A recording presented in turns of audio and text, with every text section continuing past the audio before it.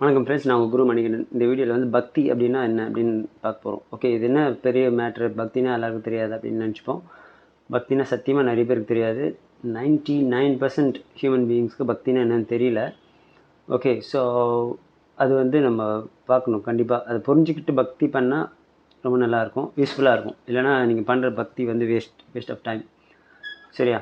So நம்ம வந்து கோயில் போகிறோம். ஓகே, கோயிலில் இருக்கிற விக்கிரகத்தையோ இல்லை ஃபோட்டோஸையோ வந்து கடவுள் நினச்சிட்டு கும்பிட்றோம். ஓகே, நம்ம என்ன வேணும்னு கேட்குறோம், எல்லாம் பண்ணுறோம்.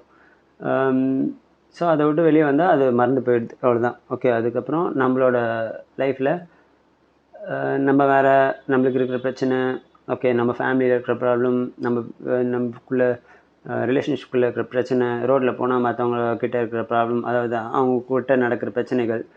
ஸோ இந்த மாதிரி கோயிலுக்குள்ளே போயிட்டு வெளியே வர டைமில் மட்டும்தான் பக்தி இருக்குது. மற்ற டைம் ஃபுல்லாக ப்ராப்ளம்ஸில் தான் ஃபோக்கஸ் பண்ணுறோம். இல்லைனா இட் மேபி ப்ராப்ளம் மட்டும் இல்லை, லைஃப்பில் ஹாப்பினஸும் இருக்க தான் செய்யுது. இல்லைனா இந்த ஃபேக் ஹாப்பினஸ்னால் ஃபேக் ஹாப்பினஸ் தான் நம்ம மோஸ்ட்லி அனுபவிக்கிறது. ஸோ அது மேலே ஃபோக்கஸ் பண்ணுறோம். பட் மேபி நீங்கள் வீட்டில் பூஜை பண்ணலாம். ஓகே, வீட்டில் இந்த என்ன சொல்கிறது, ஸ்லோகா சொல்கிறது, மந்திர ஜபம் பண்ணுறது, இதெல்லாம் கூட இருக்கலாம்.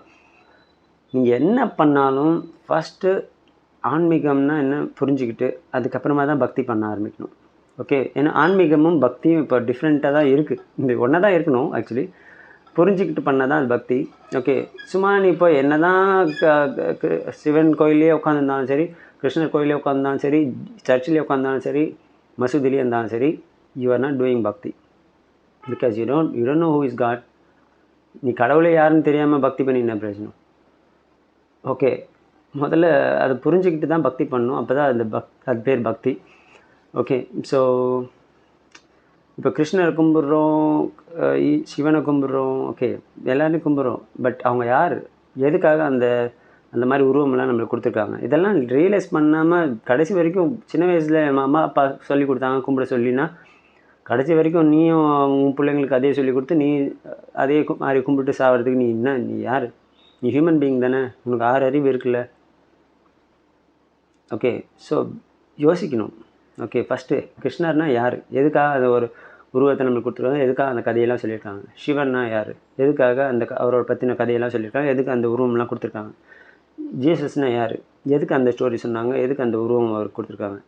அல்லானா யார், எதுக்கு அவருக்கு உருவமே கொடுக்கல, அவர் ஏன் கடவுள்னு சொல்கிறாங்க? ஸோ இதெல்லாம் யோசிக்கணும்.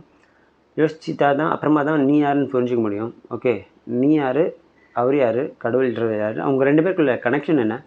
இதை புரிஞ்சுக்கிட்டு தான் போய் பக்தி பண்ணணும். இதை புரிஞ்சுக்கிட்டு நீ அதை புரிஞ்சுக்கிட்டால் ஆக்சுவலி கோயில் போகணுன்னு அவசியம் கிடையாது. ஓகே, ஏன்னா நம்மளுக்கு தெரியும் கடவுள் வந்து எல்லா இடத்துலையும் இருக்காருன்னு. இதெல்லாம் எல்லாருமே சின்ன வயசுல நம்ம படிச்சிருக்கோமா? கடவுள் துணியில் திரும்ப அங்கிங்க நாதபடி எங்கும் பிரகாசமாக ஆனந்த பூர்த்தியாகி, இதெல்லாம் சின்ன வயசில் செய்யலாம் சொல்லி கொடுத்துருக்காங்க. ஓகே, 3வது நாளாக படிக்கும்போதே நம்மளுக்கு தெரியும்னா படிச்சிருக்கோம். ஆனால் அறிவாக நம்மளுக்கு புரிஞ்சிக்கல. ஓகே, அதை தோண்டி பார்க்கல நம்ம அறிவை. ஸோ அனலைஸ் பண்ணி பார்க்கல. ஓகே, யாரோ ஒருத்தர் சொல்கிறாங்க, உடனே கேட்டு அதை செய்கிறோம். ஓகே, கோயில் போனால் திருவிழா நடக்குது. இல்லை அதுனா இப்போ இதுக்கு போனோம், திருவண்ணாமலை கிரிவலம் போனோம், எவ்வளோ கூட்டம், எத்தனை பேருக்கு காடுனா என்னென்னு உண்மையாகவே தெரியும். ரமண மகரிஷியோட ஆசிரமம் இருக்குது. அவர் வந்து ஆத்ம விசாரணை பண்ணுங்கள், நீங்கள் யாருன்னு தெரிஞ்சுக்கோங்க, கடவுள் யாருன்னு தெரிஞ்சுக்கோங்கன்னு சொல்லி கொடுத்தாரு. அந்த ஆசிரமக்குள்ளே ஒரு கிட்டத்தட்ட 200-300 பேர் இருந்திருப்பாங்க அந்த நைட்டில், மகாசிவராத்திரி அன்றைக்கி நைட்டில் மெடிடேஷன்லாம் பண்ணுறாங்க. பட் எத்தனை பேர் அவர் சொன்னதை புரிஞ்சுக்கிட்டு, இல்லை தானாவது புரிஞ்சுக்கிட்டு அனலைஸ் பண்ணி கடவுள்லாம் யார், நான் யார் அப்படின்னு தெரிஞ்சுக்கிட்டு அங்கே போய் மெடிடேஷன் பண்ண உட்காந்தவங்க எத்தனை பேர், தெரிஞ்சுக்கிட்டு அங்கே போய் டைம் ஸ்பெண்ட் பண்ணவங்க எத்தனை பேர், தெரிஞ்சுக்கிட்டு அங்கே கிரிவலம் பண்ணுறவங்க எத்தனை பேர்? சிவன்னா யார் தெரியணும்.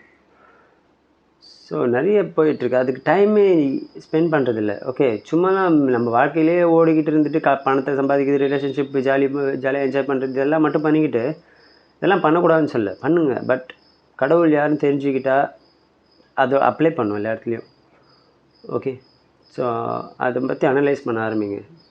தெரியலனா தேடுங்க. ஓகே, நம்ம என்ன தேடுறோமோ அது கண்டிப்பாக கிடைக்கும். இப்போ நம்ம கூகுளில் பொறுத்த வரைக்கும் ஒரு ப்ளஸ் அண்ட் மைனஸ் இருக்குது. கூகுளில் கூகுள்னு இல்லை, அதுதான் உலகம். ஓகே, வாழ்க்கையை வந்து அப்படி தான் படைச்சிருக்காரு கடவுள். நம்ம என்ன தேடுறோமோ அது நம்மளுக்கு கிடைக்கும். ஓகே, கூகுளில் போய்ட்டு ஒரு டர்ட்டியான ஒரு ஒரு விஷயத்தை தேடுறோன்னு வச்சுக்கலாம். ஓகே, ஒரு நாள் நீ தேடிட்டேன்னா அன்றைக்கி நீ மாட்டின, அதுக்கப்புறம் வாழ்க்கை ஃபுல்லாக அதை பற்றின வீடியோவாக வரும், அதை பற்றின ஃபோட்டோஸாக வரும். ஓகே, அதை பற்றின அட்வர்டைஸ்மெண்ட் வரும், அதுக்கு சம்மந்தமான கம்பெனிஸ் இருக்கும், அதுலேருந்து அட்வர்டைஸ்மெண்ட் வரும். ஓகே, ஸோ ஏன்டா அதை போய் தேடணும்னு யோசிப்போம். ஓகே, அதே வந்து நீ கடவுளை பற்றி தேட ஆரம்பித்தேன்னு வச்சுக்க, கண்டிப்பாக அவர் வந்துகிட்டே இருப்பார் உங்ககிட்ட. ஓகே, முதல்ல ஸ்பிரிச்சுவாலிட்டினா என்ன, கடவுள்னால் என்ன, ஜஸ்ட் ஒரு 2 நாள் ஸ்பெண்ட் பண்ணி 2 நாள் 3 நாள் ஸ்பெண்ட் பண்ணி தேட ஆரம்பிங்களேன். ஆன்லைன்லேயே தேட ஆரம்பிங்களேன், அதை பற்றின வீடியோ யூடியூப்பில் பார்க்க ஆரம்பிங்களேன். கண்டிப்பாக அது பின்னாடி உங்களுக்கு வந்துகிட்டே இருக்கும். உங்களுக்கு தேடி வந்துகிட்டே இருக்கும், நீங்கள் பார்த்துட்டே இருக்கலாம். ஓகே, சாரி, டக்குன்னு ஒரு டவுட் வந்துடுச்சு, வீடியோ ஆன் பண்ணாங்க இல்லையான்னு ஷாக் ஆகிட்டேன். ஓகே, ஸோ அவர் வந்து உங்களுக்கு நீ இதை தேடுறேன்னு தெரிஞ்சோன்னே உங்களுக்கு கொடுத்துட்டே இருப்பார். ஓகே, இப்போ நான் கொடுத்துட்டு இருப்பார் அப்படின்னு சொல்கிறேன்னா அவர் மனிதர் மாதிரி நம்ம பேசுகிறோம், ஆனால் அது கிடையாது. அப்படி தான் நம்ம சொன்னால் தான் புரியும். எதுக்கு இந்த கோயிலில் சிலையெல்லாம் வச்சுருக்காங்க, எதுக்கு இந்த மாதிரி ஃபோட்டோலாம் வச்சுருக்காங்கன்னா, நம்ம அண்டர்ஸ்டாண்ட் பண்ணாலே கடவுள் யார், நான் யார், நான் தான் கடவுள், இங்கே சுற்றி இருக்கிறது எல்லாமே கடவுள், இதெல்லாம் நம்ம புரிஞ்சுக்கிட்டாலுமே அதை நம்ம அப்ளை பண்ணவே முடியாது. வாழ்க்கையில் ரொம்ப ரொம்ப கஷ்டம். கொஞ்சம் கொஞ்சமாக தான் அப்ளை பண்ண ப்ராக்டிஸ் பண்ணோம். ஸோ அதுக்கு இதெல்லாம் தேவை. இந்த மாதிரி இதெல்லாம் டூல்ஸ். ஓகே, இது வந்து கடவுள்னு சொல்லக்கூடாது, இது டூல்ஸ். ஓகே, ஆனால் அதை நான் கடவுளாக பார்த்தா தான் இல்லை அது ஞாபகம் வரும். ஓ கடவுள், நான் அவர் ஒன்று தான். ஓகே, நம்ம இப்படி தான் இருக்கணும், இதுதான் மாரல். கடவுள் மாதிரி தான் நான் வாழ்க்கையை நடத்தணும். கண்டபடி குப்பை மாதிரி நம்ம மைண்டை ஓட விடக்கூடாது, நம்ம மைண்டு பேச்சு கேட்கக்கூடாது. இதெல்லாம் இந்த ஒரு ஃபோட்டோ பார்த்தோன்னே டக்குன்னு எனக்கு ஒரு ரிமைண்ட் பண்ணும். புத்தாவை பார்த்தோன்னே டக்குன்னு அது எனக்கு ஒரு ட்ரிகர் பண்ணும். ஓகே, எல்லாமே ட்ரிகர் பண்ணுறதுல தான் நடக்குது நம்மளுக்கு. இல்லை, மைண்டை கண்ட்ரோல் பண்ணி நான் வச்சுருந்தாலும் திடீர்னு ஒரு ஏதோ ஒன்று பார்க்குறோம், ஸ்வீட் ஸ்டால் பார்த்தா உடனே ஸ்வீட்டு சாப்பிடணும் போல இருக்கும் இல்லையா. ஓகே, பிரியாணி கடை பார்த்தா உடனே பிரியாணி சாப்பிடணும் போல இருக்கும். ஓகே, நிறைய பேர் ஒயின் ஷாப் பார்த்தோன்னா டக்குன்னு வண்டி நின்றுடும். ஓகே, ஒருத்தர் சிகரெட் பிடிக்கிறத பார்த்தோன்னே இன்னொருத்தர் சிகரெட் பிடிக்க ஆரம்பிச்சிடும். ஏன்னா மைண்ட் ஓடுது பின்னாடியே, பின்னாடியே சுற்றி இந்த மாதிரி பொருள். ஓகே, இந்த முத்ராட்சை கொட்டை அந்த மாதிரிலாம் எதுவும் போடுறோம். இதை பார்த்த உடனே நம்மளுக்கு யாருன்னு தெரியணும், நம்ம யார், கடவுள் யார், இந்த கனெக்ஷன்லாம் புரியணும். ஆனால் அதை உண்மையான கடவுள் யார் அதெல்லாம் புரிஞ்சுக்கிட்டு, உண்மையான ஆன்மீகம்னா என்னென்னு புரிஞ்சுக்கிட்டது அப்புறம் நீங்கள் இதை போடுங்க, கோயிலுக்கு போங்க, ஓகே பூஜை பண்ணுங்கள், அபிஷேகம் என்ன பண்ணுங்கள், என்ன வேணால் பண்ணிக்கோங்க. மெடிடேஷன் கூட நீங்கள் கடவுளை யாருன்னே தெரியாமல் மெடிடேஷன் பண்ணி பிரயோஜனம் இல்லை. ஓகே, ஸோ அதுதான் பக்தி. பக்தினா என்ன தெரிஞ்சுக்கோங்க. ஓகே, சும்மாலாம் போயிட்டு கோயிலே உட்காந்துட்டு இருக்கிறது, கோயிலுக்கு சர்வீஸ் பண்ணுறதுலாம் வந்து வேஸ்ட். நம்ம யாருன்னு தெரியாமல், கடவுள்னால் யாருன்னு புரியாமல், ஓகே அவர் ஒரு கடவுள், கிருஷ்ணர் தான் ஒரு கடவுள், சிவன் ஒரு கடவுள், அவரை கும்பிட்டா அவர் நம்மளுக்கு எல்லாமே பண்ணுவார். That's wrong perception. Okay, wrong learning. Okay, ஒழுங்காக லேர்ன் பண்ணுங்கள், ஒழுங்காக கற்றுக்கோங்க. ஓகே, கற்றுக்கிட்டு தான் இங்கே வரும், கற்றுக்கிட்டு அப்ளை பண்ணுறது தான் இங்கே வந்திருக்கோம் வாழ்க்கையை எடுத்துகிட்டு. ஓகே, சும்மா என்ன தான் வாழ்க்கை ஃபுல்லாக கிருஷ்ணா கிருஷ்ணா சிவா சிவான்னு அடிச்சுக்கிட்டாலும் வியூஸ் இல்லை. அவர் யார், நீ யார், அவர் எதுக்கு அந்த உருவம் கொடுத்துருக்காங்க, எதுக்கு அந்த பேர் கொடுத்துருக்காங்க, இதெல்லாம் புரிஞ்சிக்காமல் நீ என்ன பக்தி பண்ணாலும் time waste. Okay, maybe you will have little moral life you will live. Okay, moral life நீங்கள் வாழ்வீங்க, இருந்தாலும் அதில் 100% பிரயோஜனம் இருக்காது. ஸோ ஒரே வழியில் திங்க் பண்ணாதீங்க. இந்த குதிரைக்கு கடிவாளம் போட்டு நீ இப்படி தான் போகணுன்னு திங்க் பண்ணுவாங்களா, அதே மாதிரி ஒருத்தர் வந்து சொல்லிட்டாரு, நீ வந்து இந்த கோயிலுக்கு போனால் இப்படி இருக்கும், இப்படிலாம் நீ ஃபாலோ பண்ணணும், கிருஷ்ணரை ஃபாலோ பண்ணணும், இப்படி தான் கிருஷ்ணர், சிவனை ஃபாலோ பண்ணணும், சிவன்னா இப்படி தான் இருக்கணும், சிவனை நீ ஃபாலோ பண்ணால் இப்படி தான் இருக்கணும், கிருஷ்ணரை ஃபாலோ பண்ணால் இப்படி தான் இருக்கணும், இந்த மாதிரி கோயிலெல்லாம் வந்து அடிக்கடி நீ சர்வீஸ் பண்ணணும், அதை பண்ணும் இதை பண்ணும், ஓகே உன் டைமை ஸ்பெண்ட் பண்ணும். அவங்க வந்து உன்னை யூஸ் பண்ணிக்கிறாங்க. ஓகே, டெம்பிள்ஸ், ஆர்கனைசேஷன்ஸ், டெம்பிள்ஸ் கூட பெட்டர், ஆர்கனைசேஷன்ஸ் பொறுத்த வரைக்கும் ரிலீஜியஸ் ஆர்கனைசேஷன்ஸ்லாம் இருக்குல்ல, they will use you. Okay, they will earn மணி.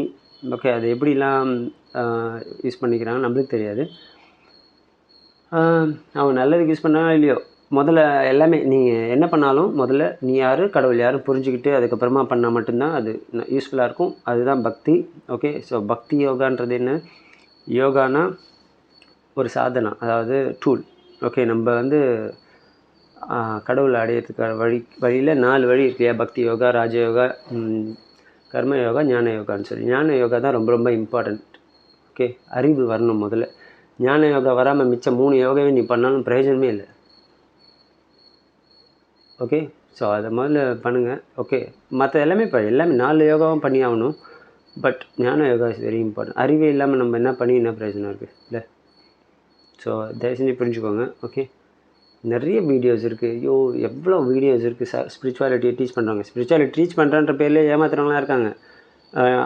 ஏமாத்துறவங்கன்னு சொல்ல முடியாது, அவங்களும் யூஸ் பண்ணிக்கிறாங்கன்னு வச்சுக்கோங்களேன் ஜனங்களை இந்த ஆன்லைன் இதெல்லாம் பணம் சம்பாதிக்கிறதுக்கு. பட் நம்மளுக்கு தேவை அவங்க என்ன பண்ணுறாங்கன்னு தேவையில்லை, அவங்க என்ன சொல்லிக் கொடுக்குறாங்க, அதில் நம்மளுக்கு எதாவது புரியுதா, நம்மளால் அனலைஸ் பண்ண முடியுதா, இம்ப்ரூவ் பண்ண முடியுதா, இதுதான் நம்மளுக்கு முக்கியம். Okay, so start searching, seek God, seek nothing else.